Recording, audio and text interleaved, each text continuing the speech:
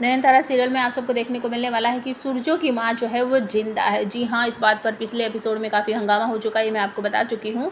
और सूरज अपने परिवार के साथ चला जाता है और नयनतारा भी जो है वो अपने माँ बाबा को कह देती है कि मुझे सूरजो के घर पर छोड़ दीजिए, और वो वहीं ले आते हैं, उसे घर के बाहर छोड़ देते हैं। परी महल बहुत बड़ा है, गेट बहुत बड़ा सारा है, वहीं से छोड़ देते हैं। और नयनतारा अपने माँ बाबा को कहती है कि आप प्लीज़ चले जाइए और मैं यहीं रुकूंगी, ये मेरा घर है, मेरी शादी हो चुकी है, तो मेरे मांग में सिंदूर भरा जा चुका है, तो मेरा घर यही है। तो बहुत बोलने के बाद जो नयनतारा के माँ बाबा है वो आशीर्वाद देकर चले जाते हैं। और इससे पहले गुरुजी कहते हैं कि सूरजो की माँ जिंदा है, तुमने ऐसा क्यों बोला कि वो दिखती है। तो कहीं ना कहीं नयनतारा की बातों पर गुरुजी को यकीन हो जाता है। तो गुरुजी कहते हैं कि ऐसा हो सकता है कि शायद तुम्हारे अंदर ऐसी शक्ति हो कि तुम आने वाला भविष्य देख सकती हो। मतलब कि सूरजो की माँ अभी जिंदा है, लेकिन आने वाले समय में हो सकता है कि उनकी भी मृत्यु हो जाए और वो भविष्य से आकर तुमसे हेल्प मांग रही हो।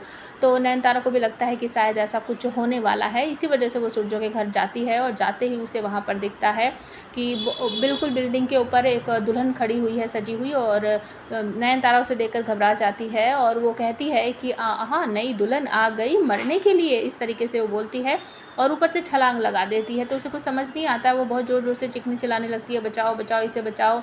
तो सूरजो जो है वो आ जाता है और उसकी जो पीसी माँ है, मतलब बुआ, वो भी आ जाती है और वो कहती है कि कौन है ये लड़की इतनी रात को शोर मचा रही है। तो सूरजो बताता है, पीसी माँ, ये वही लड़की है जिसने आज ज़बरदस्ती करके मेरे हाथों से अपने मांग में सिंदूर भरवा लिया है। और सारी बात बताता है उसे। उसके बाद नयनतारा कहती है, इस लड़की को बचाओ, इस लड़की को बचाओ, ये मर जाएगी। तो कहते हैं, कौन सी लड़की, कि नीचे देखिए। तो नीचे ज़मीन पर कुछ नहीं रहता है।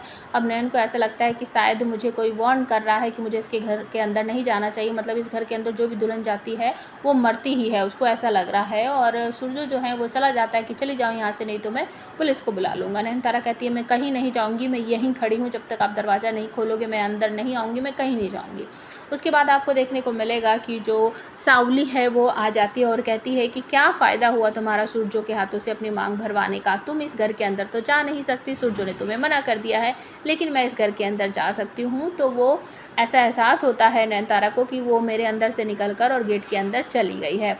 उसके बाद आपको देखने को मिलेगा कि बारिश वारिश भी होने लगती है और नयनतारा वहीं खड़ी रहती है, जाती नहीं है, ठंड के मारे उसकी हालत ख़राब होती है। सूरजो आकर देखता है विंडो से और वो देखता है कि नयन बहुत ज़्यादा हालत ख़राब है, कहीं वो बीमार ना हो जाए, उसको ऐसा लगता है। और वो कहता है कि या तो यहाँ से चली जाओ, नहीं तो मैं पुलिस को अभी कंप्लेन कर दूंगा, तुम्हारी पुलिस आकर तुम्हें उठा कर ले जाएगी। लेकिन नयन कहती है, मैं कहीं नहीं जाऊँगी। तो सूरजो अंदर जाता है और वहीं आसपास का जो उनके एरिया का पुलिस स्टेशन है वहाँ पर उसकी कंप्लेन करता है। छोटो माँ मना करती है कि ऐसा मत करो, ऐसा मत करो, लेकिन वो कंप्लेन कर देता है। तो ये सब कुछ होने वाला है आज रात के एपिसोड में। और अपकमिंग एपिसोड में आप सबको देखने को मिलेगा कि फिर से सूरजो की माँ जो है वो दिखाई देने वाली है नयनतारा को और कहने वाली है कि सावली सूरजो की सबसे बड़ी दुश्मन नहीं है। नयन पूछती है, तो फिर कौन है, कि जो मेरी सबसे बड़ी दुश्मन है वही सूरजो की सबसे बड़ी दुश्मन है, और सारे जो दुश्मन हैं सूरजो के वो इकट्ठा हो रहे हैं यहीं पर।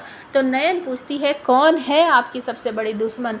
तो आपको देखने को मिलेगा कि सूरजो की माँ जो है वो जिंदा है और वो वहीं पर सामने से आती हुई नज़र आती है। मतलब सूरजो की माँ की शक्ल की जो अभी तक उसे दिखाई दे रही थी वो नहीं है, और वो ही असली माँ जो है उसकी जिंदा वाली वो आती हुई दिखाई देती है। तो क्या यही दुश्मन है?